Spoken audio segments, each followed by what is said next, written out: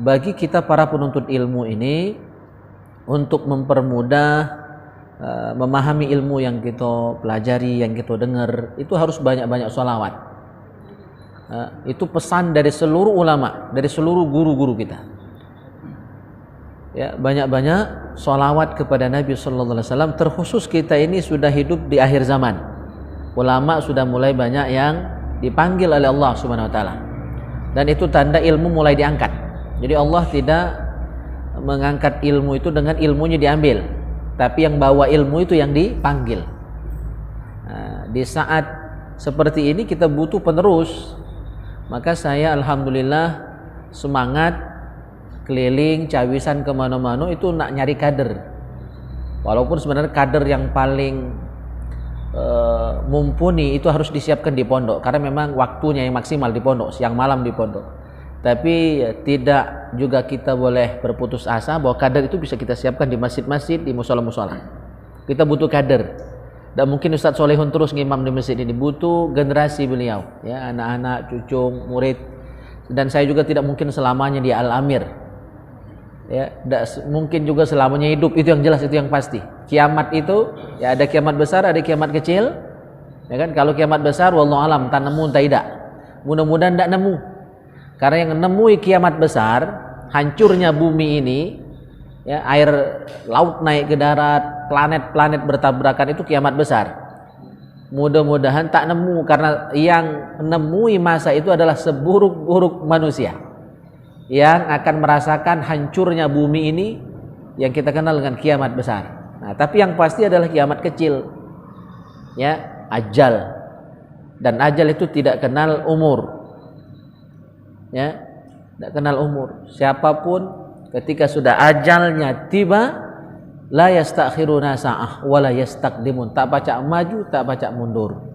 Oleh karena itu kita siapkan kader.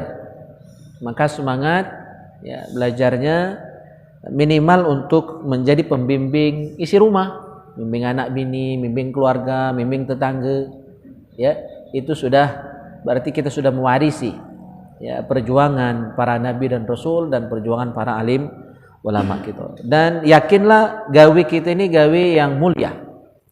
Ikhtiar kita, usaha kita ini adalah ikhtiar yang mulia, yang bernilai jihad fisabilillah. Jadi tidak usah kowar-kowar dulu jihad yang hebat-hebat nak perang ke Palestina itu, mereka sudah cukup berjuang di sana. Ya, kalau kita datang ke sana cuma ngantar ke nyawa untuk apa? Merepotkan uang Palestina. Maka jihad kita cukup di tanah air kita, ya, dengan cara belajar. Itu jihad kita. Belajar untuk menjadi hamba yang lebih baik. Maka saya akan sampaikan hadis yang saya kutip dari kitab Al-Manhajus Sawi.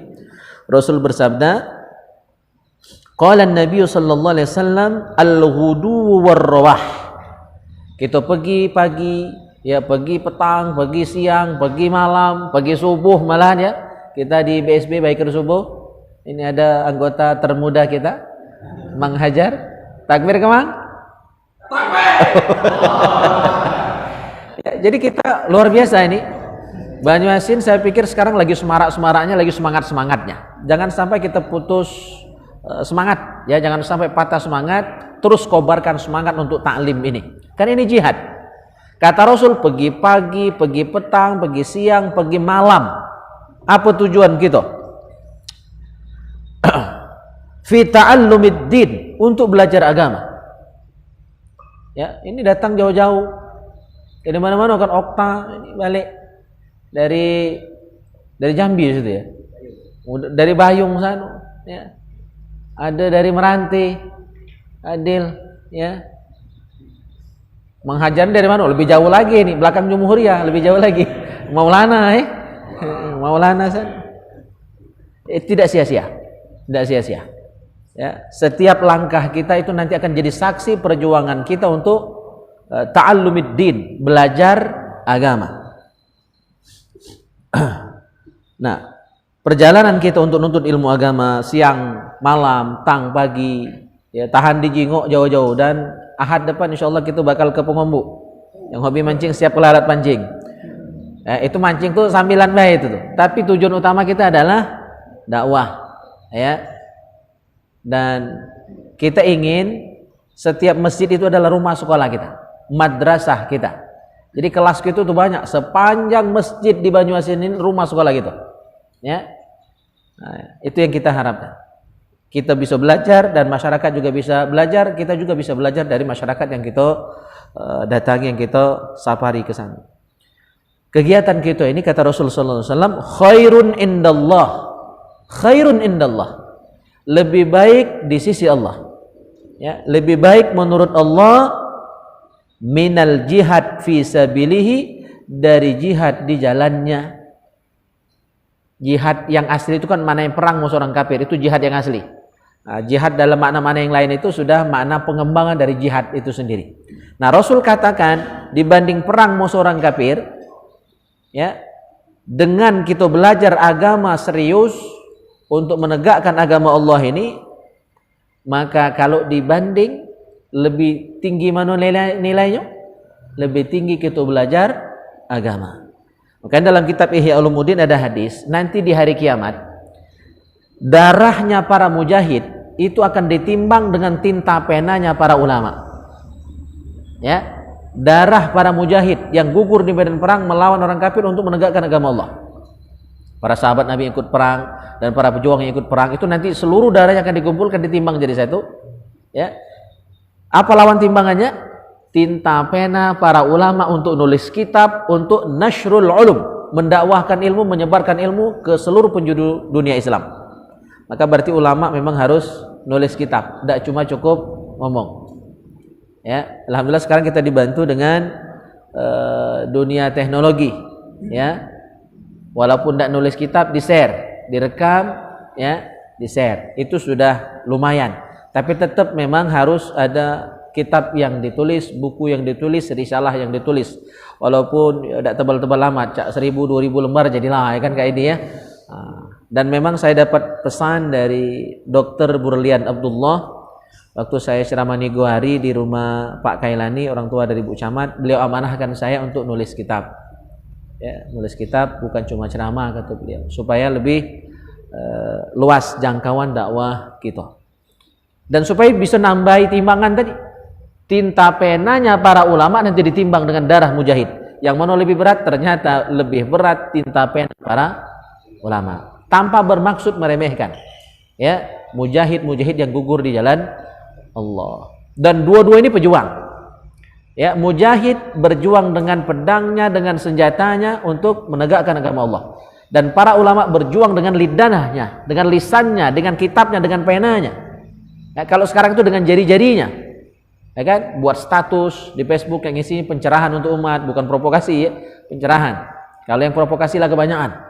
Tubuh nak ngadem kan, itu yang agak sulit itu nak ngadem kan. Jadi bahkan kita berada di posisi tengah-tengah, moderat, itu masih kena kato sekarang ini. Apalagi pro A, pro B, ya, pro sana, pro sini, sama kena katai. Kita sedang tengah-tengah, sebagaimana amanah Rasulullah, khairul umur awsatuha. Kita pengen mendamaikan ini, ya, tapi kita pun diserang. Oh, ustadz ini plan gitu, kan gitu. Dak pro pemerintah atau dak pro mujahid. Bahkan sampai ada korban gara-gara berada di posisi tengah-tengah itu. Niat kita yang tengah-tengah ingin mendamaikan seluruh pihak yang berselisih. Tidak mau pro sana pro sini, karena seluruhnya adalah anak bangsa. Seluruhnya umat Nabi Muhammad, ngapa nak ribut-ribut, ngapa nak saling kato, ngapa nak saling caci. Kita pengen damaikan, akorkan. Kan perintah Al-Qur'an itu. Ya, innamal mu'minuna ikhwah, seluruh kita bersaudara, yang namanya berdulur, fa aslihu baina akhwaikum.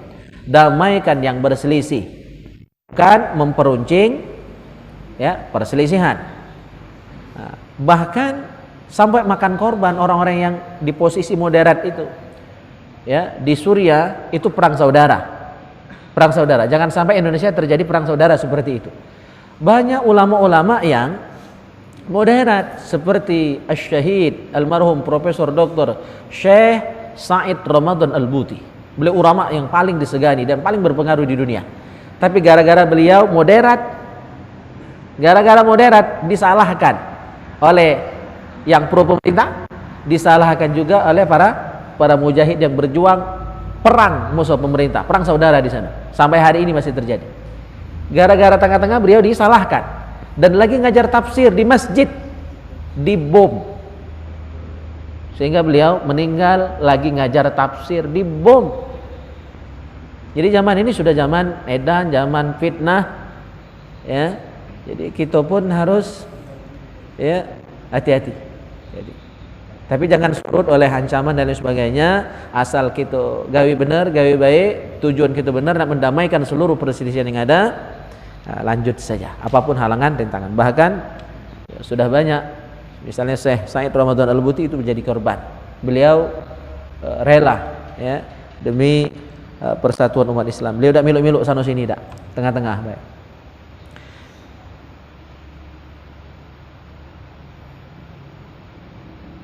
Satu lagi, an Anas radhiyallahu an qala Rasulullah sallallahu alaihi wasallam.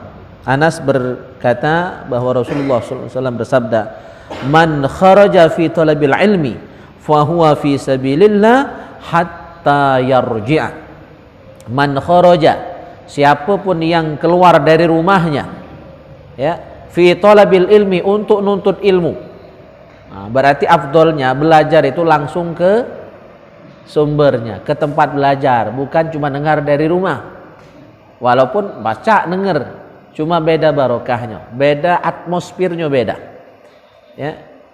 Jadi barang siapa keluar rumah untuk nuntut ilmu, untuk belajar, ini mengisyaratkan bahwa belajar itu harus langsung datang ke guru, ke tempat belajar. Maka Imam Malik itu orang yang sangat ketat. Ilmu itu didatangi, bukan mendatangi. Ilmu itu didatangi, bukan mendatangi. Bahkan beliau ini muridnya itu anak sultan, anak khalifah Harun Ar-Rasyid. Itu raja paling berkuasa pada masa dinasti Bani Abbasiyah, Harun Ar-Rasyid. Siapa yang tidak kenal? Ya, ada buku cerita 1001 malam, itu buku itu terbit pada masa beliau jadi khalifah. Ya, kisah Aladin, kisah apa dan lain sebagainya itu pada masa kisah Abu Nawas itu terjadi pada masa pemerintahan Khalifah Harun Ar-Rasyid. Itu khalifah yang paling hebat. Dan beliau dirikan perpustakaan terbesar di dunia pada masa itu, namanya Darul Hikmah, dilanjutkan oleh anaknya Al-Ma'mun. Beliau hidup pada masa ulama besar, yaitu Imam Malik, guru dari Imam Syafi'i. Nah, karena anak raja, ya, Harun Ar-Rasyid ngomong, Imam Malik diundang ke istana untuk ngajari para pangeran, ngajari Al-Ma'mun, ngajari Al-Amin, anak-anak raja Harun Ar-Rasyid pada masa itu. Apa kata Imam Malik? Maka beliau tadi ngomong seperti itu. Ilmu didatangi. Ilmu itu didatangi. Anak rajo lagi namanya itu kan. Jadi kelas-kelas privat itu, walaupun dulu saya lagi kuliah sebagai pelakunya, sebenarnya kurang etis, kurang elok. Ya, jadi kita yang datang ke rumah guru, kecuali majlis itu adalah majlis yang di masjid seperti ini, maka kita sama-sama datang. Ya, tapi kalau guru kita undang ke rumah untuk ngaji anak kita, itu kurang elok, itu kurang etis dan kurang berkah ilmunya, kurang berkah. Dan itu diterapkan langsung oleh Imam Malik. Anak raja minta ajari, kalau kita kan keladasan ya. Asik ada ya, ladas bisa dibanggakan, bisa dibuat status ya kan. Ini gue ya ngajar anak raja. Beliau ndak nolak. Kalau memang anakmu nak belajar, datang ke sini. Itu tegasnya Imam Malik. Dan itu kalau kita perhatikan sesuai dengan hadis Nabi ini. Ya, man kharaja, barang siapa keluar rumah. Berarti jangan di rumahnya, ke rumah gurunya. Atau ke tempat majelis itu, di masjid, di musola, atau di pesantren dan sebagainya. Maka perjalanan kita keluar rumah untuk nuntut ilmu, fahuwa fi sabilillah hatta yarji'a. Nilainya tercatat sebagai pejuang, ya, mujahid fi sabilillah hatta yarji'a, sampai kita balik ke rumah. Jadi selama di luar tadi, ya, kalau kita balik ke subuh dari jam 3 fajar itu sampai balik ke rumah perut kenyang. Kan? Ya, karena dijamu oleh tuan rumah, dia jamu oleh Ebi pula ya kan. Ya. Jam 8 mungkin balik ke rumah.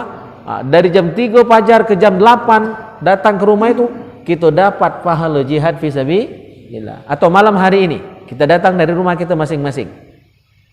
Dari jam 8 tadi. Ya, ada yang mungkin sudah isya di sini. Sampai jam berapa? Jam 10-an nanti kita berada di sini. Itu masih dicatat. Perjalanan pulang gitu. Nah, lah datang ke rumah misalnya mampir pulau kaki barangkali kan jam 11 mungkin baru datang. Nah, jam 11 lah di rumah itu baru habis catatan kita sebagai mujahid fi sabilillah. Jadi yang rumah dekat muter-muter dulu Pak De ya. Tidak perlu juga ada ya. Baik, itu motivasi biar kita semangat belajarnya ya. Baik. Baru mukadimah lah setengah jam. Nah, kita lanjutkan bahasan kita kitab An-Niyah. Masih bahasan tentang niat-niat yang baik ketika kita ziarah, ketika kita datang ke rumah kawan. Niat yang pertama kemarin masih ingat? Kan ada 6 ya, baru kita bahas yang pertama, datang ke rumah kawan untuk menghormati dan memuliakan kawan kita. Ya, bukan niat-niat yang lain. Yang kedua, kita akan bahas malam hari ini an-niyatu tsaniyah yanwi bi ziyaratihi ta'allufahu wa ibdala qalbihi lahu kay yatawallada bainahumal mahabbah. Niat kita ketika datang ziarah, berkunjung, bersilaturahim ke rumah kawan, ke rumah teman adalah niatnya apa? Ta'allufahu. Ya, ta'allufahu untuk mempererat persahabatan, ya, untuk menyatukan, ya, lebih mengakrabkan lagi persahabatan, pertemanan kita, perkawanan kita. Wa ibdala qalbihi, dan mengganti hatinya supaya lebih apa? Supaya lahir yatawallada bainahumal mahabbah, supaya lebih cinta, ya, dengan saudara. Kalau berdulur, berkawan tidak pernah saling kunjung, mak mana nak saling cinta, ya. Jadi supaya berkawannya akrab harus saling kunjung. Bahkan di sini disebutkan paling tidak, dan ini afdolnya 2 kali sehari berkunjung ke rumah kawan itu.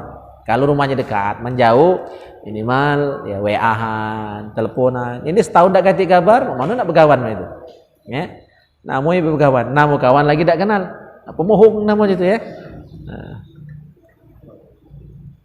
sesuai dengan firman Allah Subhanahu wa taala, wa allafa baina qulubihim law anfaqta ma fil ardi jami'an ma allafta baina qulubihim. Supaya Allah mempersatukan hati kalian, hati mereka, ya. Seandainya engkau menginfakkan seluruh yang ada di bumi. Jadi seluruh harta kita yang ada di bumi kita infakkan, kita berikan kepada kawan kita. Ma'allafta baina qulubihim. Pemberian itu tidak bisa menyatukan hati kita. Jadi kita tidak bisa membeli persahabatan. Walaupun kita kasih duit tiap hari, ya, itu belum bisa menyatukan hati kita. Ya. Mak mana nak memupuk persahabatan, ya, itu dengan silaturahim, ya, dengan saling berbagi, dengan komunikasi, ya, dengan saling kasih hadiah, ya, itu cara memupuk persaudaraan. Maka di sini disebutkan wa qila arba'u khisalin tu'akkidu mawaddah, ya, li akhi. 1 az-ziyarah wassalam wal musafaha wal hadiah. Ada 4 cara untuk menyatukan, mengakrabkan, menimbulkan cinta, ya, antara para sahabat. Yang pertama adalah ziarah, saling kunjung, saling datang. Apalagi pada saat-saat kita sedang ada masalah, kawan datang tuh luar biasa. Ya, walaupun tidak bawa apa. Bahkan ketika kita sakit didatangi kawan, itu sudah separuh obat. Nah, itu sudah separuh obat. Kalau tidak bisa datang minimal dengan cara WA zaman ini, ya, atau kirim audio doa, ucapan, ya, untuk membesarkan hatinya, itu sudah jadi obat. Ya, itu sudah jadi obat. Jadi ziarah, datang, ya, itu akan mengakrabkan persahabatan kita. Yang kedua salam, ya, ketemu mengucap salam, atau kalau misalnya tidak bisa ketemu titip salam. Ya, sering kali kita, ya, mendapatkan titipan salam, itu sunnah. Sunnah. Bahkan kita boleh menitipkan salam ketika ada orang yang pergi haji, pergi umroh, minta titip salam ke Rasulullah sallallahu alaihi wasallam, boleh. Ya, jadi kalau ada yang mau berangkat haji atau umroh tahun ini misalnya, nah, tolong sampaikan salam kami, ya, umat Nabi Muhammad di Banyuasin, bil khusus di Remiling ini kami rindu kepada Rasulullah sallallahu alaihi wasallam, tolong sampaikan. Itu boleh, sunnah. kita nitip salam kepada Rasulullah walaupun beliau sudah di alam sana, dan sunnah kita sampaikan. Kalau tidak ngerti bahasa Arab pakai bahasa Indonesia jadilah. Ya Rasulullah, ada salam dari umatmu di Banyosin. Ya, kalau baca bahasa Arab, Assalamualaikum ya Rasulullah. Ya, salamun min ummatik fi Banyosin. Ya. Terserah. Rasulullah faham. Ya, kerinduan kita sebagai umat beliau yang tidak pernah berjumpa secara langsung dengan beliau sallallahu alaihi wasallam. Nah, saling mengucapkan salam, ya, saling menyampaikan salam, nitip salam, dan itu sunnah dijawab. Ya, aduh salam dari Ustadz itu Pak Yudi ya, waalaikumsalam, salam balik untuk beliau. Itu sunnah, saling menyampaikan salam, ya, saling mendoakan. Gitu. Makanya kita salawat dan salam kepada Rasulullah itu supaya Rasulullah kenal sama kita. Walaupun kita tidak berjumpa dengan beliau secara fisik, dengan berkat kita rajin salawat dan salam kepada Nabi, ucapan salam kepada Nabi, Assalamualaikum ya Rasulullah, ya, atau Allahumma sholli wa sallim ala sayyidina Muhammad. Tiap hari kita salawat, Nabi kenal. Nanti ada tandanya, ada cirinya. Di akhirat, ini umat-umat beliau yang rajin salawat. Maka Rasulullah akan tahu dengan ciri-ciri itu, dan beliau akan raih tangan kita untuk diselamatkan, untuk diberi syafaat oleh Rasulullah sallallahu alaihi wasallam. Itu juga sama-sama kawan yang sering ketemu, yang sering silaturahim, ya, salaman, ya, dan sebagainya. Yang ketiga wal musafahah, jabat tangan. Ya, kalau ketemu jabat tangan. Walaupun musim Covid ini agak takut-takut dikit, ada yang salam ini, tidak apa-apa. Ya. Itu tergantung keyakinan masing-masing. Kalau merasa aman-aman saja, insya Allah tidak apa-apa. Kalau yang ragu-ragu itu jangan. Tidak usah, jarak jauh baik. Karena ini tergantung keyakinan. Ana inda zanni abdi bi. Kita sesuai prasangka, ya, Allah itu sesuai prasangka hambanya. Kalau kita takut-takut, galak terjadi. Tapi kalau kita yakin, ya, insya Allah, ya, tidak apa-apa. Kalaupun jangkit, insya Allah mudah berlari penyakitnya itu. Jadi musafahah, saling bersalaman, saling berjabat tangan. Wal hadiah, dan saling kasih hadiah, saling kirim hadiah, bertukar hadiah. Ya, bertukar hadiah. Maka dalam hadisnya Nabi menyebutkan tahadu tahabbu, saling kasih hadiah. Saling tukarlah kalian dengan hadiah. Insyaallah tahabbu, kalian akan saling cinta. Maka ada tradisi yang bagus, istri saya itu ikut di likoan kawan-kawan di PKS. Kalau saya netral saja, tidak kemana-mana, NU tidak, Muhammadiyah tidak, PKS tidak, Salafi tidak, ya. Saya cukup di MUI biar bisa ngontrol yang ada ini. Maka saya pakai pin MUI ini, ya, biar jelas identitas saya. Saya tidak kemana-mana, tapi bisa kemana-mana karena MUI, ya kan? Nah, istri saya ikut PKS. Jadi ada setiap periode mungkin setahun 2 tahun itu akan ada pertukaran kelompok, nanti pindah ke kelompok sini, nanti pindah ke kelompok situ. Nah, sebelum perpisahan biasanya masing-masing menyiapkan hadiah.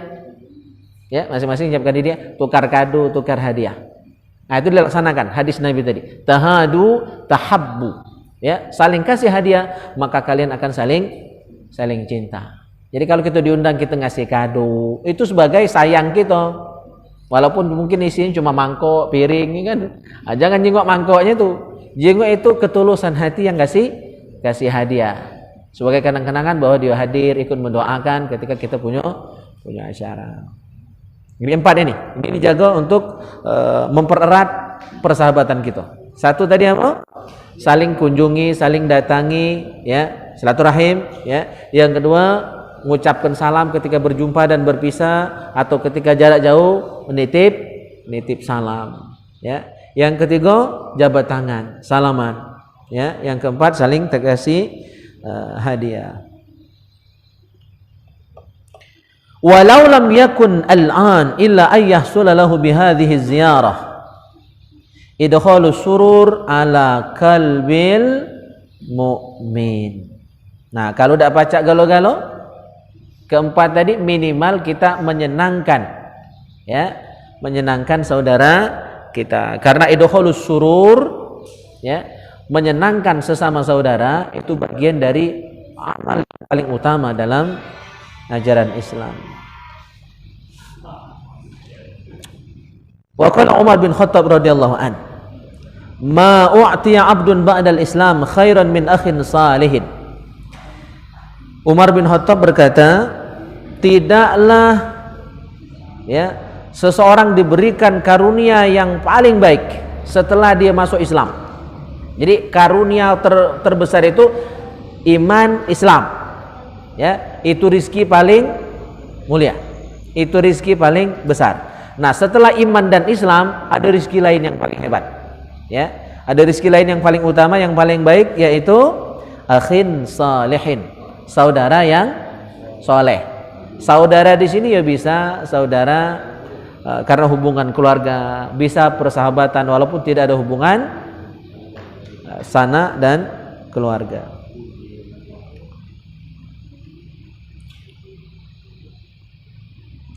Fa idza ra'a ahadukum wuddan min akhihi falyatamassak. Maka kata Umar bin Khattab, apabila engkau melihat ya rasa cinta, rasa kasih ya dari sahabatmu itu, dari saudaramu yang soleh itu, falyatamassak, ya maka berpegang teguhlah dengan kawan itu. Itu akrabilah kawan itu. Ya, kalau kita menemukan kawan yang baik, maka jangan sampai putus hubungan dengan dia. Jadikanlah dia sebagai kawan dunia akhirat. Ya, kawan itu kan pacak nolong kita di akhirat gak? Ya. Kita mungkin sapaan Nabi barangkali tidak dapat, atau lah dapat tapi belum melayakkan kita masuk surganya Allah Subhanahu wa taala. Nah, kita butuh sapaan dari siapapun, dari orang lain, wabil khusus kawan-kawan kita yang baik. Maka di komunitas kita ini beragam ya, lintas pekerjaan ya, dan macam-macam juga ya, lintas suku juga. Maka mungkin ada salah satu dari teman kita, dari jamaah kita yang hadir pada malam hari ini, itu nanti ada yang akan bisa menolong kita, menyelamatkan kita, narikkan tangan kita. Mungkin karena kita ini banyak maksiat, barangkali tanpa kita sadari ya. Alhamdulillah berkat berkawan dengan Mang Hajar, ya kan? Berkat berkawan dengan Mugi ya, itu ada bujang dari Padang sana. Aku jadi malu jadinya. Ada Ebi ya, ada Pak Dedi, banyak Dedi di sini kan. Berkat berkawan dengan orang-orang soleh tadi, mungkin ada salah satu dari mereka yang terkenang dengan gitu. Mungkin yang lain lupa. Ya, tapi ada satu sahabat sejati kita yang soleh di dunia dulu, mereka yang akan menolong kita, menyelamatkan kita. Maka perbanyak kawan. Ya, jangan perbanyak musuh. Wa qala sallallahu alaihi wasallam, mal taqa mu'minani qattu illa afada ahaduhuma khairan anna mathalal mu'min kamathalil kaffain taghsilu ihdahuma al-ukhra la budda laha minha. Tidaklah berjumpa dua orang mukmin kecuali ya pasti akan memberikan faidah pada salah satunya. Jadi orang mukmin yang baik itu kalau bertemu saling beri manfaat, bukan saling memanfaatkan. Beda ya. Kalau memanfaatkan itu nak lemak baik itu. Ya, kalau masuk ke warung kawan baik yang mayari, dia ida, ya kan? Cacat tak tahu, cacat ke belakang, cacat ke WC kan. Kalau sekali dua tak apa-apa yang mai itu Pak Yudi ya. Kalau tiap kali kita terus yang mayar, kita basah kawan itu. Namanya berkawan itu tenggang rasa, bergilir, harus saling memberikan faidah. Itu maksud hadis ini. Ya, illa afada ahaduhuma khairan, saling berbagi kebaikan. Apa yang kita pacak beri untuk kawan, jangan hanya memanfaatkan kawan. Ya, saling berbagi. Dan Rasulullah membuat perumpamaan ya terhadap teman ini, kamathalil kaffain, dua orang yang berteman itu bagaikan dua telapak tangan. Dua telapak tangan. Yang namanya dua telapak tangan ya itu saling beso. Ya, kalau kita wudhu pakai apa misalnya? Pakai timba. Maka kalau nak masuk tangan kanan, tangan kiri yang nyiram. Ya kan? Kalau nak masuk tangan kiri, tangan kanan yang nyiram, saling siram, saling tolong. Ya, saling berbagi kebaikan. Ya, jangan cuma nak lemak dewek. Ya, itulah gambaran persaudaraan yang diumpamakan oleh Rasulullah SAW. Sahabat sejati itu bagaikan dua tangan. Ya, saling tolong, saling siram, saling berbagi kebaikan.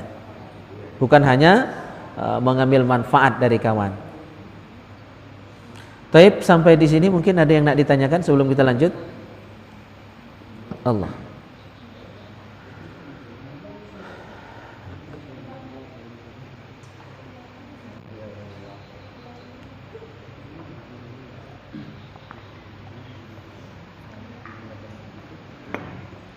Oke, kita tambah satu lagi sebelum kita bahas fikih. Yang ketiga, niat kita datang ke rumah kawan. Yang ketiga, an-niyatu tsalitsatu yazuru akhahu li kibali sunnatir Rasul sallallahu alaihi wasallam wastihbabihi. Niat kita ketika datang ke rumah kawan adalah melaksanakan sunnah Nabi sallallahu alaihi wasallam. Ya, sunnah Nabi sallallahu alaihi wasallam adalah datang ke rumah kawan. Dan Nabi tidak malu-malu walaupun berkawan dengan orang miskin. Nabi tidak malu-malu ngaku ini kawan aku. Kalau gitu kan kadang-kadang gengsi ya. Berkawan milih-milih. Yang kayo baik, yang pejabat baik. Ya kan? Nah, itu tidak benar. Yang namanya mukmin, siapapun dia, kita kawan juga. Kita baik juga. Jadi niatkan ketika kita ziarah ke rumah kawan melaksanakan sunnah Nabi sallallahu alaihi wasallam. Bagaimana cara beliau? Ya, Rasul bersabda, "Ya Aba Razin, asy'arta anna ar-rajul idza kharaja min baitihi za'iran akhahu fillah." Wahai Aba Razin, apa pendapatmu? Ya, tentang seseorang yang apabila dia keluar dari rumahnya, tujuan dia datang ke rumah saudaranya. Maka kata Rasul sallallahu alaihi wasallam, ketika kita berkunjung ke rumah kawan kita, syayya'ahu sab'una alfa malakin. Kita akan ditemani, dikawal, diiringi. Syayya'ah itu diiringi, ya, dikawal oleh sab'una alfa malakin, 70.000 malaikat. Cuma tak baca nyingoknya baik. Ya, jadi ketika kita datang ke rumah kawan, ya, atau kita baik ke subuh, ya, itu pastikan kita nak silaturahim. Ada kawan kita di kampung situ, ya, niatkan silaturahim tadi. Begitu kita datang untuk silaturahim ke rumah kawan, maka malaikat ngiringi kita sebanyak sab'una alfa malakin, 70.000 malaikat. Yusalluna alaihi. Malaikat tadi senantiasa bersalawat kepada kawan yang datang ke rumah kawannya tadi. Maka tadi pagi saya ngajar di pondok pesantren Ujung Tanjung, di kelas 3 Aliyah tadi bahas kitab sarah dari kitab Aqidatul Awam, yaitu kitab Jala'ul Afham yang disusun oleh Sayyid Muhammad bin Alawi Al-Maliki Al-Hasani. Kebetulan dibahas tentang makna salawatnya malaikat. Salawatnya malaikat apa? Jadi salawat itu artinya adalah ziyadatul in'am, tambahan nikmat karunia dari Allah Subhanahu wa taala. Dan makna salawat itu 3. Dalam kitab Jala'ul Afham tadi pagi baru saya bahas di pondok, salawat dari Allah, salawat dari sang hamba, salawat dari malaikat. Ada 3 macam salawat. Kalau salawat dari Allah, maknanya adalah rahmat Allah diberikan kepada yang salawat tadi. Itu makna salawat dari Allah. Kalau salawat dari hamba kepada Nabi Muhammad SAW, salawat dari kita, maknanya adalah doa. Ya, doa kita kepada Nabi Muhammad yang sebenarnya itu ngundang rahmat Allah ke kita. Doa tadi balik kepada kita yang salawat kepada Nabi SAW. Yang ketiga, salawat dari para malaikat. Maknanya adalah istighfar.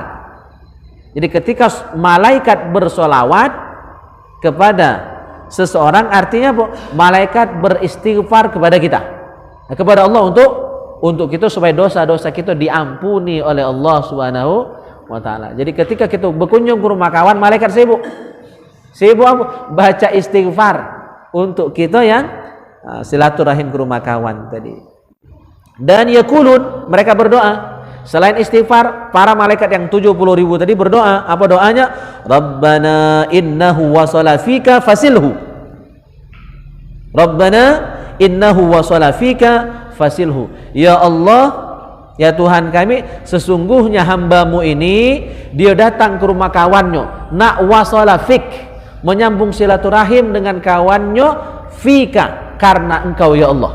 Ya, fik di situ maksudnya dia datang karena Allah, ikhlas datang ke rumah kawan, bukan karena ada hajat, ya, bukan cuma karena ada loka, ada kepentingan, bukan ada rasan baik, ya. Walaupun sekalian boleh sebenarnya, boleh, ya. Cuma jangan jadikan rasan tadi tujuan utama Pak RT ya. Ya Allah, dia ini datang ke rumah kawannya nak nyambung silaturahim dengan kawannya, ikhlas karena engkau ya Allah, bukan karena tujuan yang lain. Maka doa malaikat tadi, fasilhu, ya Allah fasilhu, sambungkanlah dia dengan rahmatmu, berkahmu, ridhomu, ampunanmu. Itu doa malaikat. Jadi didoakan dan diistighfari oleh para malaikat. Maka kata Nabi, fa in istata'ta an tu'mila jasadaka fi dzalika fa'al. Kalau baca maka lakukan hal itu sebagai penghubung ya, penyambung tali persaudaraan kita. Terakhir untuk malam hari ini kita bahas kitab ini. Qala Abu Thalib Al-Makki rahimahullah, fahaza amrun min Rasulillah sallallahu alaihi wasallam bi tafdili ziyaratil ikhwan. Wa qala Anas bin Malik, kana Rasulullah sallallahu alaihi wasallam idza ghaba ar-rajul. Nah, ini cara Nabi berkawan. Sebenarnya kawan Nabi itu adalah murid-murid beliau. Tapi Nabi saking tawaduknya, murid itu tidak disebut murid. Sahabat Nabi itu kan murid Nabi sebenarnya. Itu bentuk tawaduknya Nabi. Kalau kita kan kadang-kadang, oh ini muridku nih, apalagi dengan kesan maksudnya minta muliakan, minta agungkan, nah itu keliru ya. Nabi itu muridnya hebat-hebat, jadi khalifah Abu Bakar, Umar, Utsman, Ali, itu murid Nabi kalau. Tapi beliau tidak sebut murid, sahabatku, ashabi ya. Nah, bagaimana cara Nabi dengan murid-muridnya yang kita kenal dengan istilah sahabat Nabi. Jadi kalau disebut sahabat Nabi, maksudnya adalah murid Nabi Muhammad sallallahu alaihi wasallam. Cara beliau, kana Rasulullah sallallahu alaihi wasallam idza ghaba ar-rajul 'anil masjid thalathan sa'alan. Nabi Muhammad sallallahu alaihi wasallam apabila ada sahabatnya yang 3 hari tidak kejingoan di masjid. Jadi Nabi itu ngabsen. Siapa yang dekati di masjid hari ini? Ya, maka saya sebut-sebut nama itu di absen itu. Oh, Pak Yusuf hadir malam ini kan, Pak Walija hadir ya. Nah, yang lain banyak tak tahu nama. Tapi rai ingat. Nah, Pak D banyak nama Pak D nih.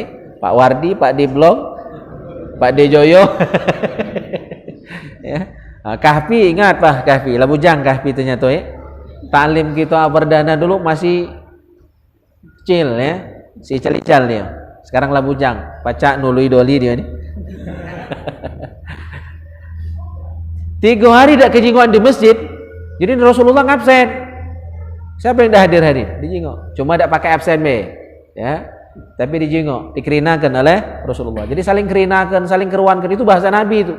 Cuma di pangkal balai ke, ya. Saling kerinakan. Jadi Nabi berkeruanan. Oh, ini mana sahabat? Sudah 3 hari tidak datang.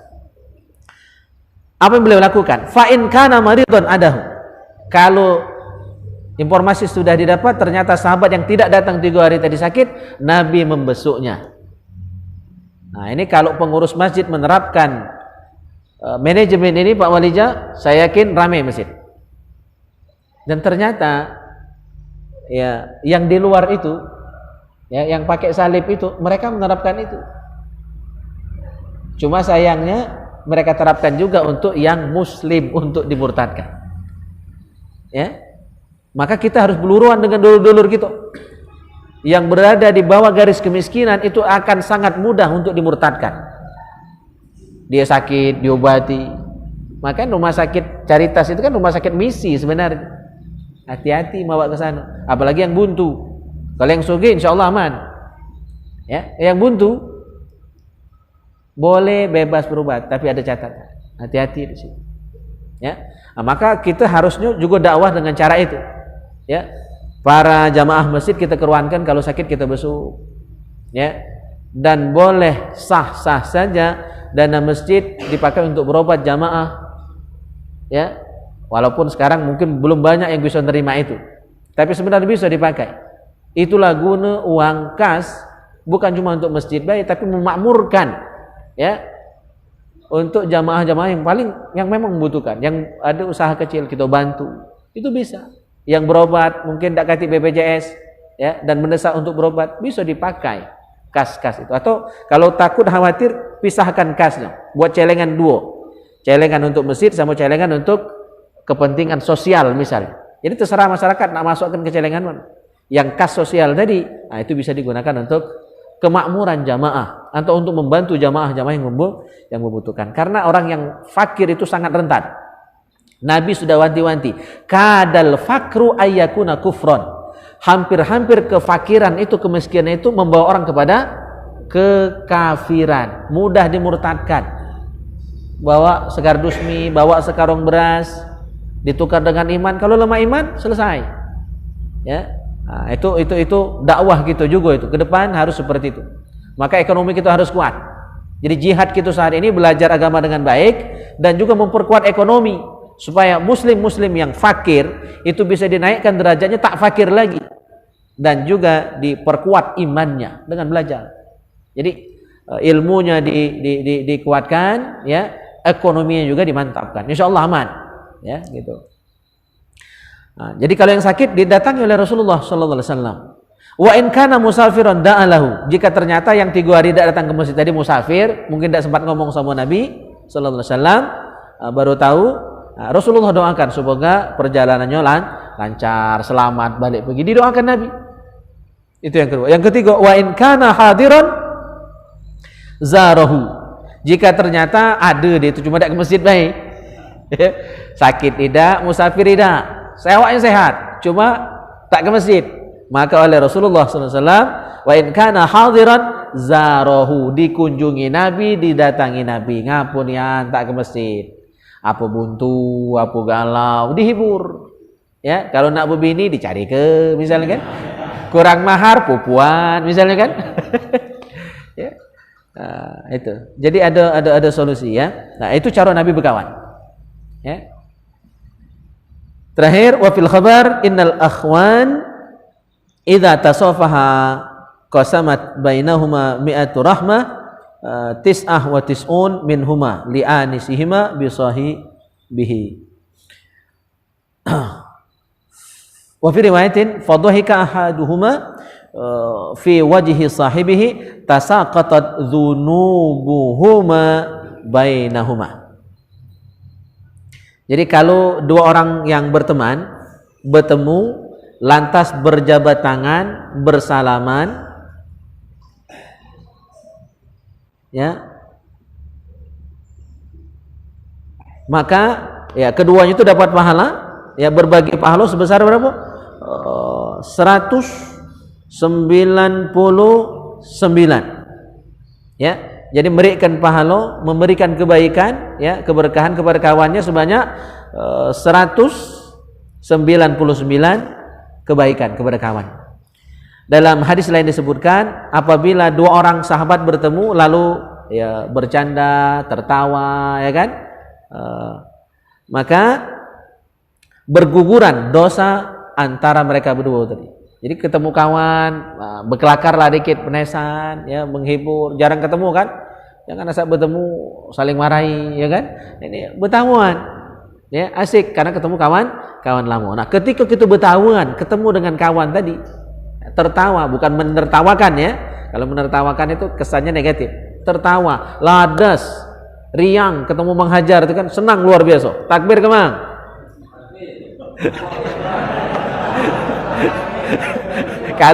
Kalau ngantuk mamang tuh. Ngantuk beliau jadinya, ya. Tukang takbir ngantuk.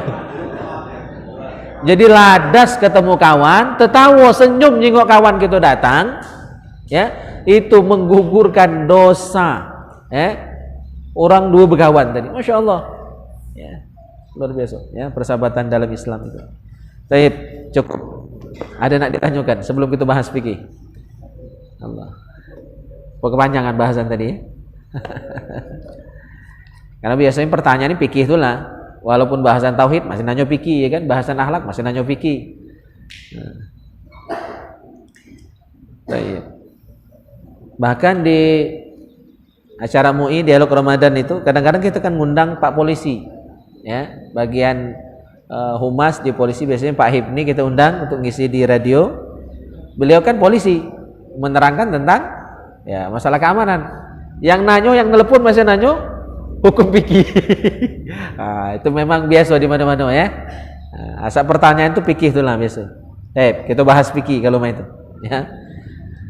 Masih tentang salat jamaah. Tentang salat jamaah.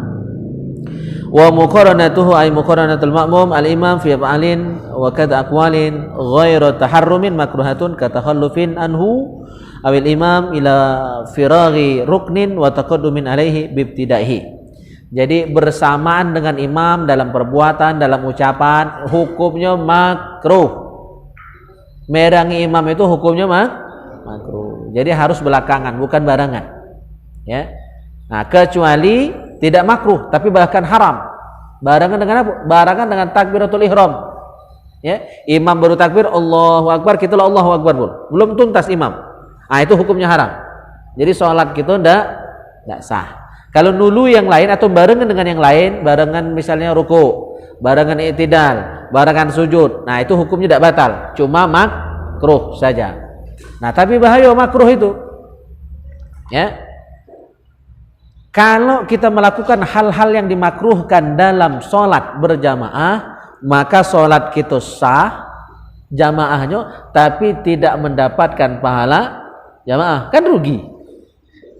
Sah sholatnya memang, dan jamaahnya itu sudah dianggap sholat berjamaah, tapi tidak dapat pahala jamaah. Paham maksudnya Pak RT? Ya, sah sholatnya sudah menggugurkan. Kalau bagi yang berpandangan bahwa sholat jamaah itu wajib, sudah gugur kewajiban. Kalau yang berpendapat bahwa sholat berjamaah itu sunnah, maka sudah dapat kesunahannya, tapi tidak dapat pahala jamaah. Artinya nilainya tetap siko, padahal bisa dapat 27. Ya kan? Kalau berjamaah di masjid jami bisa dapat 500 kali lipat pahalanya. Tapi orang dapat 500 tadi. Kalau gerakan kita, ucapan kita bersamaan dengan imam. Jadi harus nyusul. Itu yang paling sempurna. Imam sudah sempurna, Allahu Akbar. Imam sudah bersedekap, baru kita Allahu Akbar. Imam sudah ruku, Allahu Akbar. Lah sudah ruku, Pak. Tangannya sudah di lutut, posisinya sudah ruku, sudah menunduk, baru kita Allahu Akbar untuk ruku. I'tidal, sami Allahu liman hamidah. Kata dah sudah disebut, baru kita sami Allahu liman hamidah. Itu yang paling afdal, itu yang paling sempurna. Ya, imam sujud Allahu Akbar, keningnya sudah sampai di posisi sujud. Ya, keningnya sudah ke tempat sujud, baru kita turun Allahu Akbar. Ya.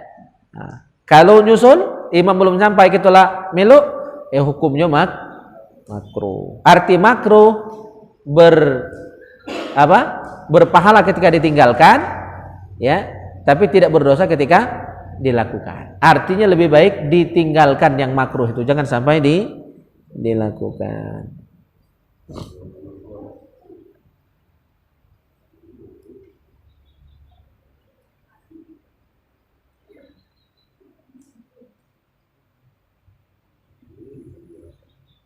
Nah, kemakruhan ini hanya berlaku pada hal-hal yang hanya ada pada sholat berjamaah. Jadi misalnya kita dulu imam atau barengan dengan imam pada hal-hal yang tidak berkaitan dengan sholat jamaah tidak pengaruh. Misalnya tasbih, baca tasbihnya mungkin lebih dulu selesai, atau mungkin baca tahiyat awal kita mungkin lebih dulu selesai, itu tidak jadi masalah. Atau tahiyat akhir, karena kita bacanya cepat, imam bacanya lambat, kita selesai lebih awal. Nah, itu tidak masalah, Pak. Ya, karena itu tidak terkait dengan sholat jamaahnya. Sholat jamaah itu kan tentang fi'linya, naik turunnya, gerakan rukuknya, i'tidalnya, sujudnya. Nah, itu kalau mendahului tidak sah, kalau barengan makruh. Tapi dalam masalah bacaan misalnya tahiyat tadi tidak apa-apa dulu. Atau sholat sir, kalau dibaca jadi panjang ya, saya sampaikan saja maknanya. Kalau sholat sir, zuhur sama asar misalnya, kadang-kadang kita selesai lebih awal kan dari imam. Imam mungkin baca ayat agak panjang, ya, sehingga kita selesai Fatihah lebih dulu, langsung baca surah. Kebetulan surah yang kita baca pendek belum kan, Al-Ikhlas, ya pasti dulu selesai. Imam tadi baca Wadduha. Kan kalau kita sholat zuhur asar itu kan baca masing-masing, Pak, ya. Kita Fatihah dewek-dewek, surah juga dewek-dewek. Nah, kemungkinan karena kita takut ketinggalan imam, ya, kita baca surah yang pendek. Jadi kita selesai lebih awal dari imam. Tidak makruh. Ya, karena baconya sendiri sesewangan masing-masing. Ya, boleh, tidak makruh pada saat seperti itu. Bahkan bisa jadi wajib. Nah, di sini diterangkan di bagian mana tadi? Ya, bahkan bisa jadi wajib kita membaca Al-Fatihah ketika kita tahu imam itu dia cuma baca Fatihah kalau sholat zuhur sama asar. Kan sering terjadi nih. Kita baru baca doa iftitah, imamlah ruku. Nah, berarti imam itu cuma baca Fatihah doa iftitah dia tinggalkan, dia langsung baca Fatihah. Surah tidak dibacanya. Nah, kalau imam seperti itu, kita juga meninggalkan doa iftitah, ya, kita juga meninggalkan surah, cukup baca Al-Fatihah. Ambil yang wajib daripada kita ketinggalan. Nah, hukumnya kalau imam hanya membatasi diri pada membaca Al-Fatihah saja, maka kita pun juga hanya membaca Al-Fatihah. Nah, ini kalimatnya. Walau alima anna imamahu yaktasiru 'alal Fatihah lazimahu ay yaqra'aha ma'a qiraatil imam. Apabila kita yakin bahwa imamnya hanya membaca Al-Fatihah saja. Ya, kita yakin imam tadi cuma baca Fatihah. Dan kita sudah sering jadi makmum dia. Pasti cepet tuh lah. Nah, kemungkinan besar imam tadi cuma baca Fatihah. Maka makmum wajib membacanya bersama-sama imam. Ya, ini juga berlaku pada sholat jahriyah. Misalnya sholat maghrib, isya, subuh, itu kan sholat jahriyah. Imam ini setahu kita asal baca cepat terus dan ayatnya pendek kalau kita nak baca Fatihah setelah Fatihah imam tidak akan sempat. Ya, setiap ayat yang dia baca pendek dan cepat. Sementara Fatihah itu 7 ayat, yang dia baca kulhu terus setiap kali sembahyang misalnya kulhu cuma 4 ayat. Ya kan? Dia baca cepat, tak terkejar kita baca Fatihah. Nah, menghajar pada saat seperti itu wajib hukumnya kita membaca Fatihah bersamaan dengan imam. Jadi waktu imam baca Fatihah kita langsung milui Fatihah imam. Cuma sir. Ya, sir. Jadi imam baca Fatihah kita ngiring ke baca Fatihah imam. Ya, pada saat seperti itu saja. Tapi dalam kondisi normal, imam yang memang sesuai aturan, ya, maka Fatihah makmum kapan? Setelah Fatihah imam. Imam baca Fatihah kita dengar. Imam diam, kita baca Fatihah. Kira-kira kita selesai Fatihah, imam baru baca surah. Itu yang paling afdol. Tapi seandainya tidak demikian, imam tadi asal baca ayat pendek itulah, cepat itulah, dan kita tidak sempat baca Fatihah sebagai makmum, maka wajib gitu, bukan hanya boleh, wajib Fatihah kita barengan dengan imam. Nah, pada saat seperti itu sholat kita tetap sah dan tetap dapat pahala jamaah. Imam yang nanggung salah tadi. Ya, imam yang nanggung salahnya.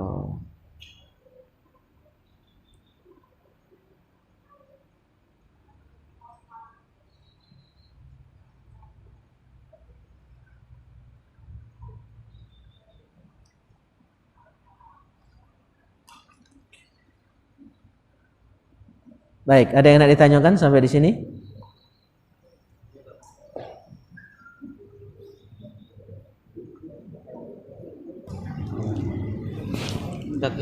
Ya.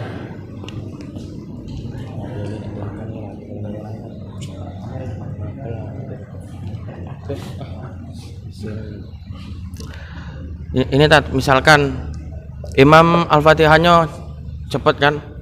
Cepat terus. Nah, terus kalau baca Al-Fatihah biasa takut ketinggalan gerakannya. Jadi bacanya tuh Al-Fatihahnya diwasal. Tapi tidak sampai habis karena habis nafas cuma sampai ayat ke-5 atau ke-6. Nah, selanjutnya tidak diwasal itu boleh apa tidak? Oh iya, boleh.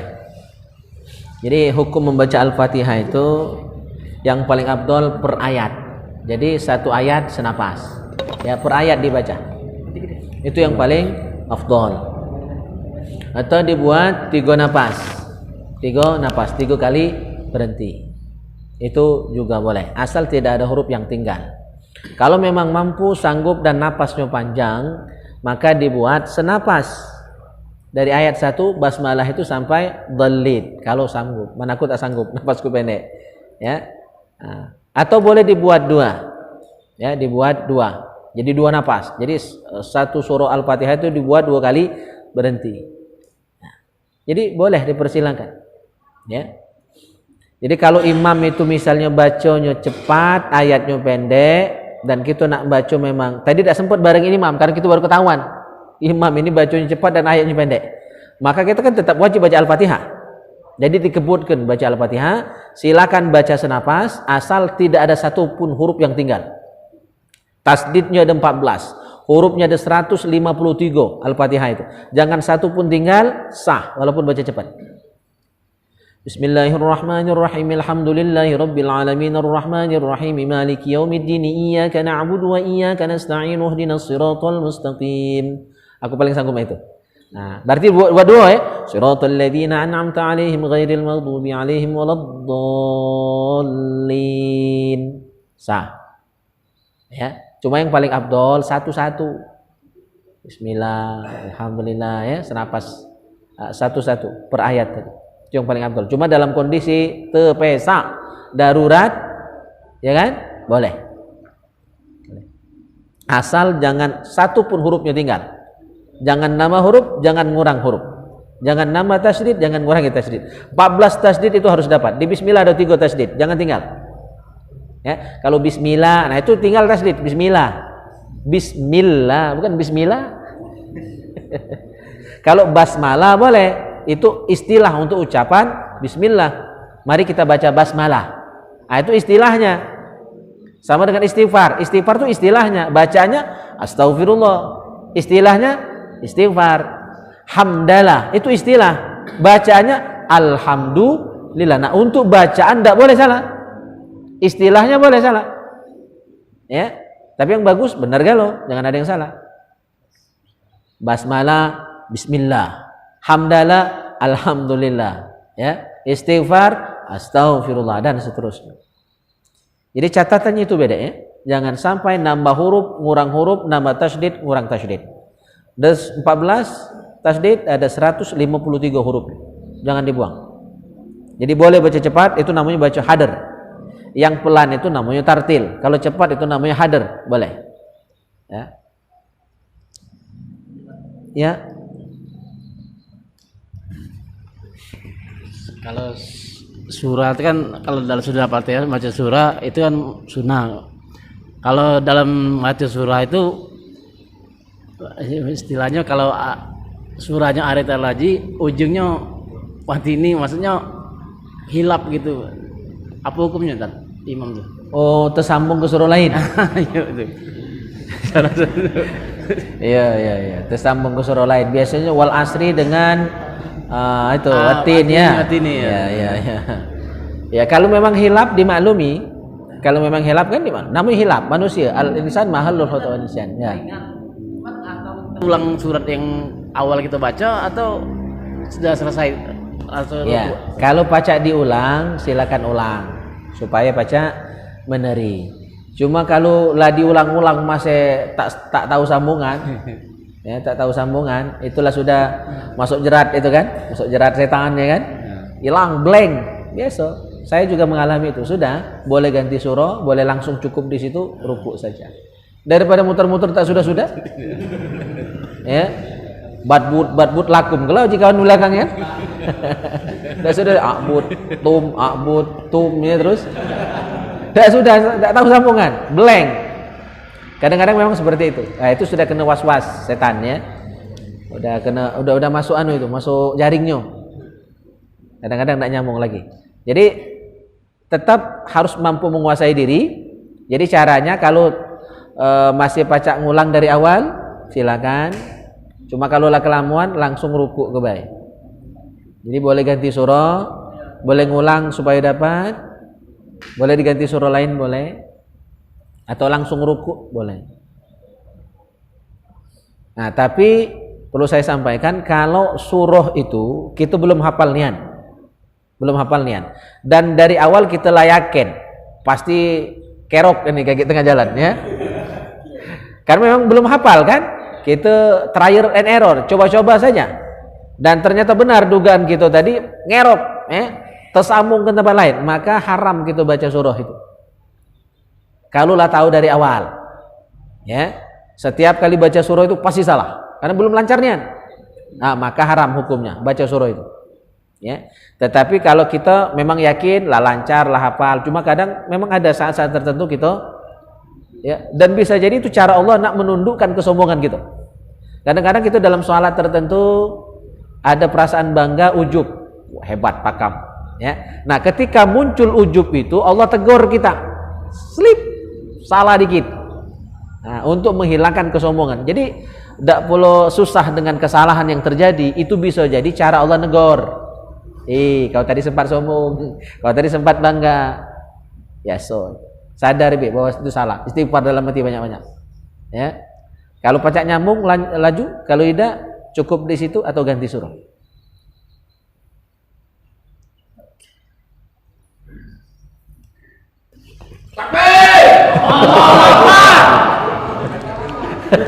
Jantungan selesai. Kalau pada waktu sholat sir kan, setelah kita bacaan iftitah terus baca Al-Fatihah kan, terus kita baca surat pendek kan. Setelah baca surat pendek imam masih belum ruku-ruku, apakah kita boleh membaca surat yang lain apa mengulangi surat yang dibaca tadi? Iya. Ya, dua-duanya dibenarkan. Jadi ada dua. Ketika imam kita lebih dulu selesai dari imam pada sholat syariah, Fatihah kita sudah selesai duluan, surah kita sudah selesai duluan, imam kayaknya masih panjang surahnya. Tentu kita kalau tidak katik gawe kan diam aja kan. Nah, katik gawe itu pikiran bisa kemana-mana itu mak. Ya, ngenang kegawian sebelumnya tadi, ya kan. Nah, jadi caranya dua, boleh nyambung qiraat bacaan ayat Al-Quran. Jadi bagus juga nyambung surah. Nyambung surah. Misalnya tadi kita baca At-Takatsur, sambung saja wal asri. Ya kan? Masih belum juga, sambung wailul. Masih belum juga Yasin jangan dibaca imam tuh ya. Sambung surah. Itu pilihan pertama dan itu yang paling afdol. Lanjutkan surahnya. Kalau surah pendek kan nyambung surah. Ya. Kalau ayat panjang berarti nyambung ayat. Tadi misalnya baca Al-Baqarah ayat 1 sampai 5. Imam belum ruku juga, tambah ayat ke-6. Ayat 6 dibaca, masih belum, tambah ayat ke-7 dan seterusnya sampai imam ruku. Itu boleh. Pilihan kedua adalah zikir. Dari dalam hati kita zikir. Zikirnya cukup Allah dalam hati. Jangan dilapaskan ya, cukup dalam hati. Jadi boleh qiraat, boleh zikir. Jangan nyanyi. Itu tidak boleh. Dalam ruku juga demikian. Dalam bacaan ruku kita sudah 3 kali, imam tanya belum berdiri. Oh iya. Untuk ruku dan sujud ada larangan baca Al-Quran pada waktu ruku dan sujud. Itu dilarang, makruh. Ya. Jadi kalau kita ruku, ya lah 3 kali imam belum berangkat, belum iktidal ya, tambah saja. Jadi tambah tasbihnya, ya, tambah yang ganjil. Tadi 3. Belum, tambah 5. Belum juga iktidal, tambah terus 7. Belum, tambah 9, tambah 11, terus buat ganjil-ganjil terus. Ya. Nah, kalau tak berangkat caknya barangkali imam telah berlari. Aduh ya, ada orang berani penesan dalam sholat seperti itu ada. Kejadian di Banyuasin inilah, di Pangkalbara inilah. Ya, saya tahu masjidnya. Ya Allah, itu berani ya, penesan lagi sholat Pak. Imamnya jadi lagi ruku, bukan lagi sujud. Jadi lagi ruku, imam tadi penesan maksud dia berkelakar. Jadi langsung berlari ninggalkan jamaah. Itu kenyataan di kita sini. Nauzubillah min dzalik. Jangan terjadi.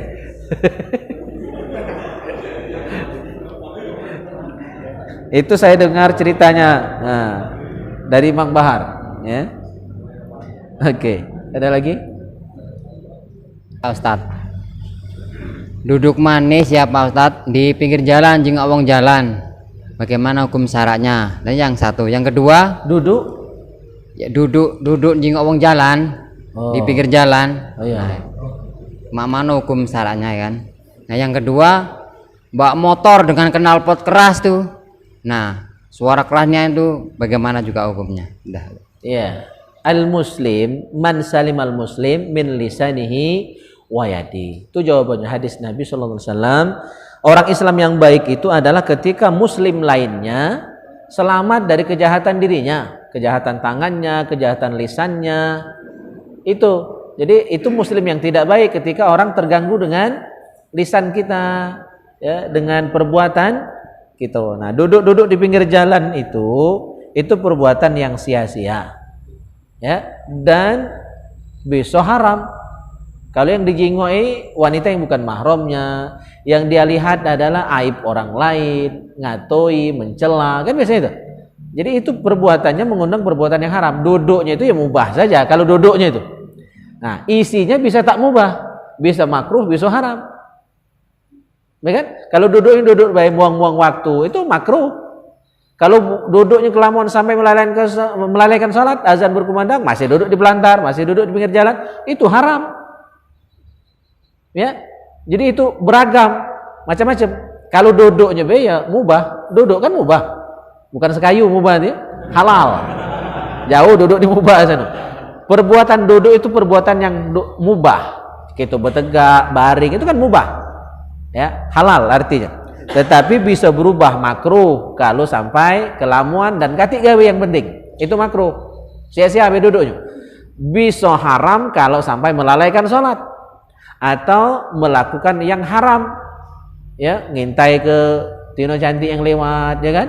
Digoda tak tok cewek, itu bisa haram. Apalagi yang digoda tadi bini orang misalnya kan, tambah haram. Ya. Nah, jadi hati-hati. Nongkrong itu yang berguna baik. Nongkrong di masjid, isinya apa? Taklim, itu bagus. Makanya ini anak geng motor BSB nih, biker subuh. Anak motor tapi alim-alim. Ya, nongkrongnya di masjid. Ya, kalaupun di kafe-kafe jadi majelis taklim. Gitu. Ya, tidak jadi masalah ya. Jadi kita memberikan alternatif. Ya, silakan buat tongkrongan tapi isinya manfaat. Oke. Anak-anaknya. Ini kami di jemaah di kami itu ada orang lah sudah baca Fatihah bangkit dari sujud kan, rukuk ketika tadi lah sudah baca Fatihah dia masih sujud. Mana lah itu hukumnya? Nah itu. Lama baca Fatihah masih sujud. Iya. Sudah ini. Kan? Allahu Akbar. Kan? Udah, rukuk lagi Allahu Akbar, bertegak kan. Nah, orang imam tadi lah baca Fatihah tapi dia masih sujud di tikar tuh mana lah. Nah, itu ada di kami tuh.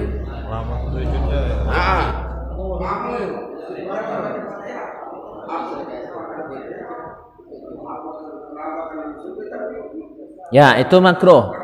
Namanya fuhush, ya. Jadi kontras antara imam dan makmum yang lain dengan dia. Jadi jangan sampai terjadi kontras, ya, jarak yang cukup jauh, agaknya melelah.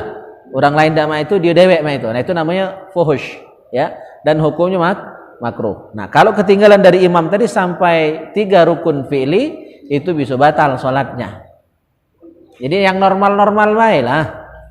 Ya. Kalau nak sujud lama itu dalam salat sunnah kalau imam dak ngajak sujud lama. Karena imam tuh mikirkan orang banyak.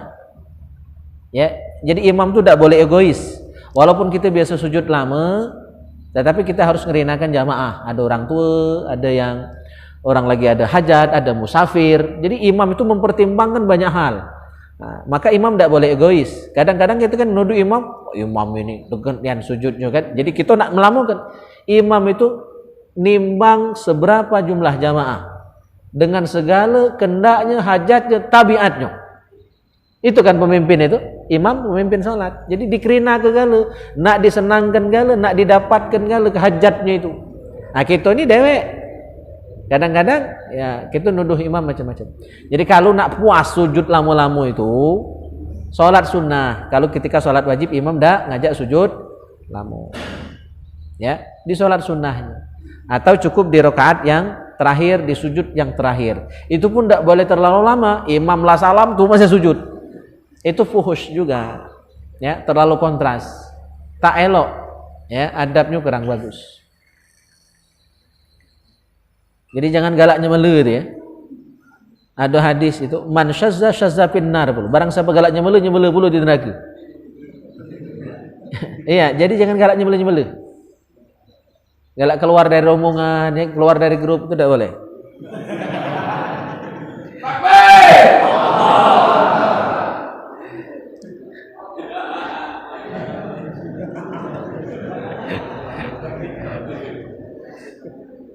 Kan tadi menggugurkan dosa, tetangga dengan kawan kan?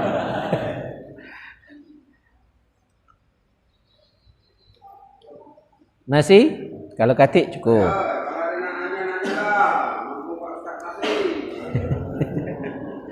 Kalau enggak balik bandar beliau.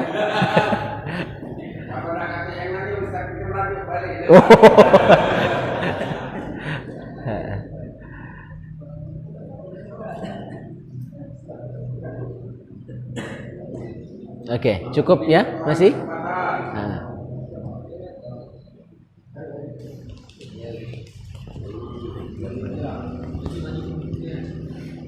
Ini pas melaksanakan kewajiban dalam sholat itu tadi. Pas ini melakukan sholat zuhur, lenek masuk waktu azan sholat asar, kita masih melakukan sholat zuhur itu tadi. Tiba-tiba azan sholat waktu asarnya, iya. Pak mana tadi itu hukumnya tadi? Iya. Terima kasih. Waktu, ya. Ya sholatnya tetap sah, lanjutkan saja, jangan dibatalkan. Ya lanjutkan saja. Cuma jadikan pelajaran, jangan ngulangi lagi cara itu. Itu termasuk fawailul lil musallin. Ya, ancamannya celaka. Wail itu juga maknanya neraka wail. Jadi orang yang sholat tapi masih diancam masuk neraka itu yang sholat ditunda-tunda sampai habis waktu. Tapi untuk secara hukum sholatnya tetap sah dan lanjutkan saja. Walaupun 4 rakaat zuhur tadi, 2 rakaat di waktu zuhur, 2 rakaat sudah di waktu asar, lanjutkan saja. Ya, lanjutkan saja. Tidak usah kan seperti itu. Sholat yang habis waktu pun masih tetap wajib. Jadi kodok namanya. Jadi kodok, bukan kodok ya. Jadi kodok, sholat kodoan. Jadi tetap wajib, lanjutkan sampai selesai. Kalau sesekali tidak apa-apa itu. Ya, jangan tiap hari. Ya, lanjutkan saja. Masih ada? Yang jomblo-jomblo?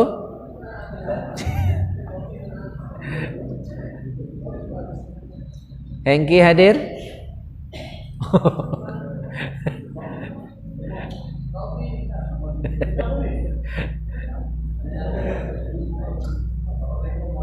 Oh, ada.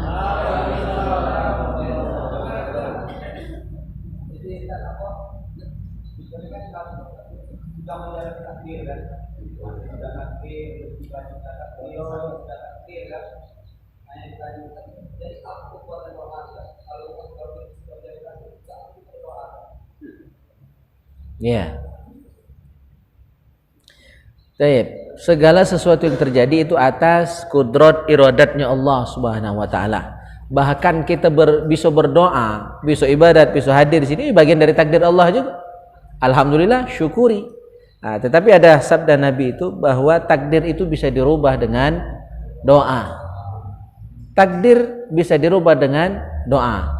Ya. Nah, tinggal kita berupaya berikhtiar dan berdoa terus. Mudah-mudahan doa kita itu sesuai dengan kudrat dan iradatnya Allah. Tapi tetap hak Allah, hak prerogatif Allah untuk ngabulkan tidak ngabulkan doa kita. Nah, kita kadang-kadang kan kepedean. Wah, ini hujan ini karena aku berdoa nih, karena aku mimpin sholat istisqa tadi nih hujan ini. Itu sombong. Ya, kita cuma menjalani saja. Hak ngabulkan tidak ngabulkan itu hak Allah Subhanahu wa taala. Ya, terus berdoa. Dan walaupun tidak kabul uji kita doa kita itu, di akhirat kita akan terpesona di akhirat nanti. Ternyata kita mendapati amalan yang tak pernah kita gawekan. Kita nyangka tidak pernah beramal sebanyak ini. Ternyata amal sebesar itu dapat dari mana? Dari doa yang tubuh baca tiap hari walaupun tak kabul. Ya.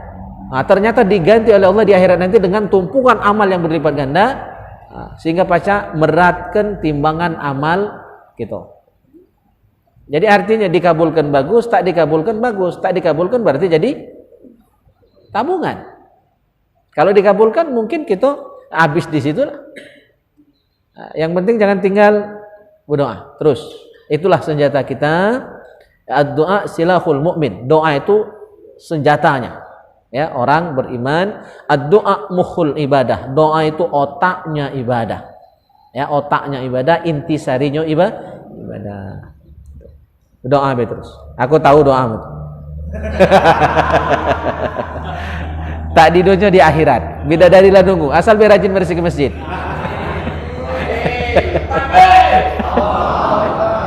Mereka ini udah tahu rasio Pak, bahwa muhurul ain, ya, apa muhurul ain? Maharnya bidadari itu adalah membersihkan kotoran, ya, yang ada di masjid. Nyapu masjid, ngepel masjid itu maharnya bidadari. Jadi murah mahal bidadari. Kalau di dunia ini mahal, tempo hari ada kan? Keluarga kita, kawan kita 200 juta maharnya. Emas tuh 13 suku. Kalau Robi saro. Kalau tukang gunting cak kan mugi berat. Kecuali rukonya itu dijual kan, cuma ruko orang kan. 200 juta emas 13 suku, Masya Allah. Ya cuma yo sama kayo kan, tidak apa-apa lah. Bidadari ya membersihkan satu debu di masjid itu sudah menjadi mahar bidadari. Maka di akhirat kaki marbot masjid itu banyak bidadari. Ada marbot kita hadir. Diam-diam banyak mini beliau itu kaki. Kalah bendahara.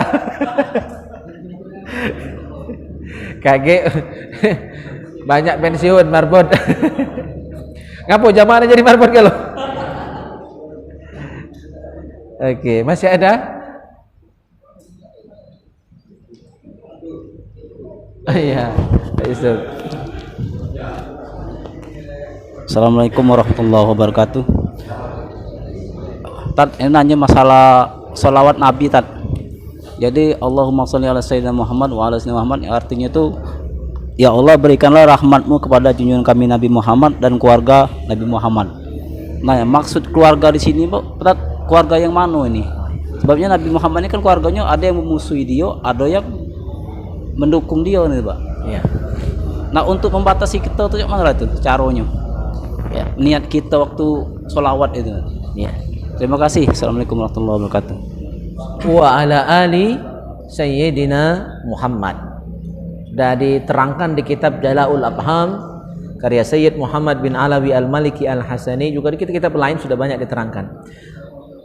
Ali itu keluarga arti, wa ala alihi, dan pada keluarga Nabi. Keluarga ini ada dua, ada umum, ada khusus. Keluarga Nabi secara umum adalah setiap orang beriman kepada Allah itu adalah keluarga Nabi.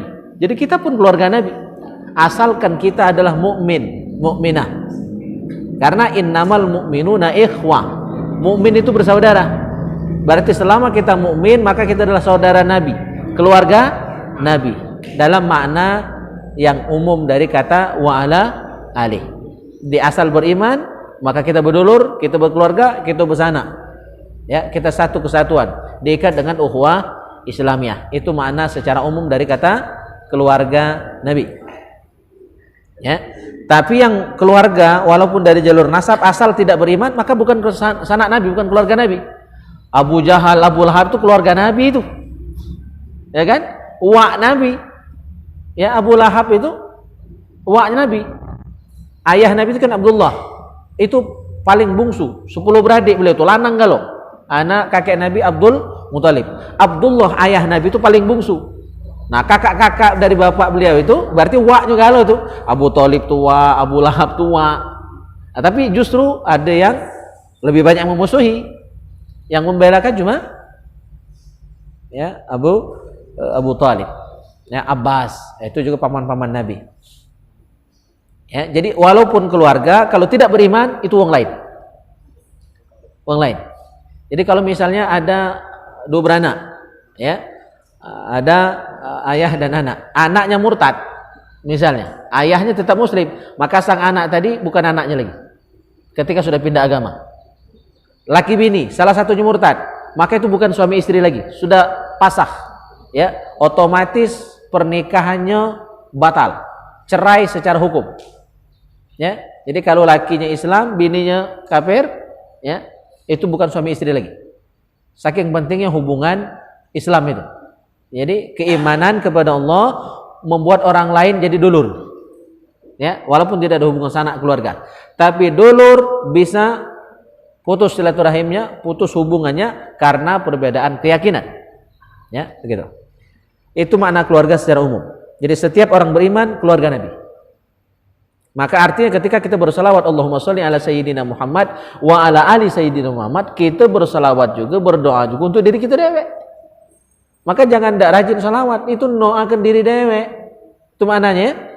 Oke, yang kedua, makna keluarga dalam makna khusus adalah zuriyah Rasulullah sallallahu alaihi wasallam dari jalur Fatimah dan Sayyidina Ali.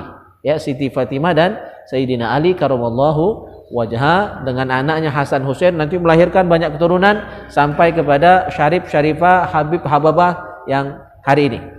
Bahkan Imam Mahdi yang nanti akan turun di akhir zaman membunuh Dajjal itu adalah dari zuriyah Nabi Muhammad sallallahu alaihi wasallam. Maka kalau ada yang tidak percaya zuriyah Nabi ada sampai hari ini, Imam Mahdi itu lahir dari mana?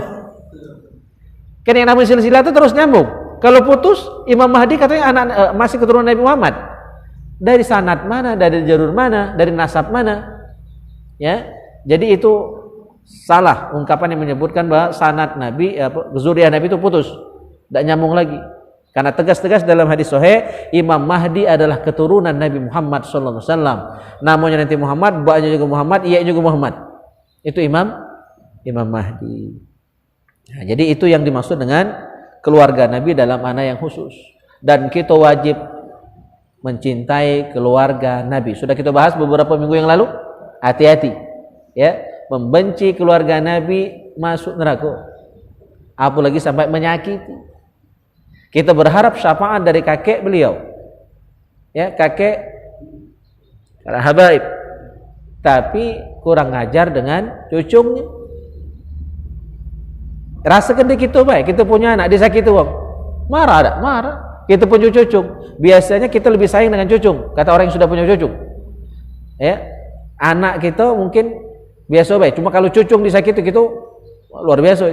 Ya, demi membela cucung tadi, demi membela zuriyah kita tadi. Kita lagi tidak nyaman, kita lagi tidak lemah, apalagi Rasulullah SAW. Ya, dan Hasan Husain itu yang merupakan nenek moyang dari para habaib saat ini, itu adalah pemimpin pemuda ahli surga. Dijamin masuk surga Hasan dan Husain. Dan para habib saat ini adalah keturunan dari beliau. Dan neneknya itu adalah Fatimah, Siti Fatimah. Ini wanita suci yang tidak pernah haid seumur hidupnya. Ketika melahirkan tidak mengeluarkan darah setetes pun, dan tidak ada darah nifas. Satu-satunya wanita di dunia yang seperti itu hanyalah Siti Fatimah. Jadi anak-anaknya saat ini kita benci. Nauzubillah. Mak mana kaget nak ketemu dengan beliau. Nah, maka sering saya sampaikan, tidak setuju dengan caranya boleh, tapi mencaci maki jangan, membenci jangan. Jadi itu catatan saya. Ini dikata saya perus ini. Nah, saya yang tidak setuju itu adalah mencaci maki, luwat, membenci, itu yang tidak senang. Karena jelas hadisnya dalam Sahih Bukhari, sibabul muslim, mencaci maki sesama muslim fasik. Fasik itu dosa besar. Dikato ini, dikato itu, kita lagi tidak lemak dengarnya, itu yang salah. Ya, dibombong, diadu domba Habib ini, itu tidak boleh. Tukang adu domba masuk neraka, haram masuk surga, kan sudah sering saya sampaikan. Ya, yang haram masuk surga itu 3. Ala kulli bakhilin wa akin wa nammam. Ya, orang yang pelit. Terus yang kedua, anak yang durhaka. Wanamam, tukang adu domba. Nah, saat ini Indonesia banyak tukang adu domba. Ya, dan ada yang terpengaruh, bahkan para ustadz, para kiai terpengaruh adu domba itu, milu-miluan. Maka saya tidak mau milu-miluan. Kita harus tegaskan, luruskan. Ya, berbeda pemahaman, beda pilihan, beda politik, silakan. Ya, beda cara, ada yang lembut, ada yang keras, silakan. Itu masing-masing orang. Ya, lain kepala, lain otak. Tapi jangan ngatoi. Jangan mencaci maki, jangan menghina. Itu catatan saya. Maka tidak usah milu-milu di penghinaannya itu. Kalau beda pandangan dengan Habib silakan. Itu terserah. Itu hak kita masing-masing. Nak samo, nak idak, nak setuju, nak idak. Mencelanya itu yang jangan. Karena jelas haram hukum mencaci maki. La yaskhar qaumun. Ya, jangan mencaci maki. Ya, itu. Jadi jaga adab kita karena kita masih berharap sapaan dari kakeknya jangan sampai nyakiti cucunya. Ya, itu baik. Saya tidak dalam kepentingan bela siapa-siapa karena seluruh orang wajib kita hormati. Nabi bersabda, "Man adza dzimmiyan faqad adzani." Jadikan hadis itu tolok ukur ya. Barang siapa menyakiti kafir zimmi, coba jelas, kafir zimmi, nyakiti mereka sama dengan nyakiti aku Nabi. Jelas hadis itu. Itu sudah standar paling tinggi bagi saya. Kafir zimmi itu kafir itu tahu kafir? Non muslim, tidak menyembah Allah, tidak beriman kepada Allah, tidak mengakui Nabi Muhammad sebagai nabinya. Itu kafir. Zimmi artinya di hidup damai, baik, akor dengan kita. Tidak boleh disakiti. Dalam hadis lain disebut muahidan, orang kafir yang ada perjanjian dengan kita. Ya, yang hidup damai, baik dengan kita. Tidak boleh nyakiti mereka. Orang kafir. Jelas kafir? Itu dosa paling besar kafir itu. Ya, dosa paling besar itu kafir, musyrik, itu adik-beradik. Kata Nabi, menyakiti mereka faqad azani, maka dia menyakiti diriku. Bayangkan. Sekarang kita mafhum mukhalafahnya. Berarti kalau nyakiti anak Nabi, cucung Nabi, keturunan Nabi, lebih lagi. Lebih lagi. Kita berkawan, ada yang nyakiti kawan kita, marah ada kita? Marah kan? Nah, sekarang bukan kawan, anak kita yang disakiti, cucung kita yang disakiti, lebih marah. Kawan kita disakiti lagi kita marah, apalagi anak kita, cucung kita. Nah, jadi sekarang tuh buka logika kita. Saya berharap semuanya berpikir jernih saat ini, bukan di faktori dilatari oleh kebencian. Kalau kita lah benci, itu sulit untuk berpikir jernih, sehingga yang dimenangkan adalah nafsu. Jadi jangan mikir pakai nafsu, tapi pakai akal yang jernih.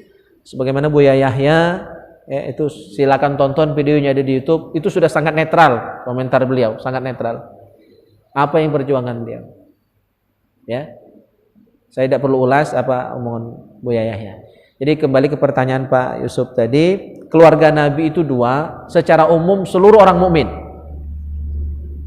Ya, secara khusus adalah zuriyah Nabi dari jalur Siti Fatimah dan Sayyidina Ali dan Hasan Hussein. Itu ribuan di seluruh dunia. Tidak usah ragu karena mereka punya catatan. Di Indonesia ini ada Robitohnya, ya, ada organisasinya. Itu sejak tahun 1928. Jadi bukan baru sekarang-sekarang ini. Kalau tidak percaya di Habibnya Nabi bukan jingok Robitohnya itu, Robitoh Alawiyah. Ada catatan kalau di sana. Kita ini tidak berkeruanan catatan keluarga. Ada yang tidak tahu nama Ye. Ya, kita gitu nih. Ada yang tidak tahu nama Ye. Ada yang tidak kenal dengan Misan. Ya kan?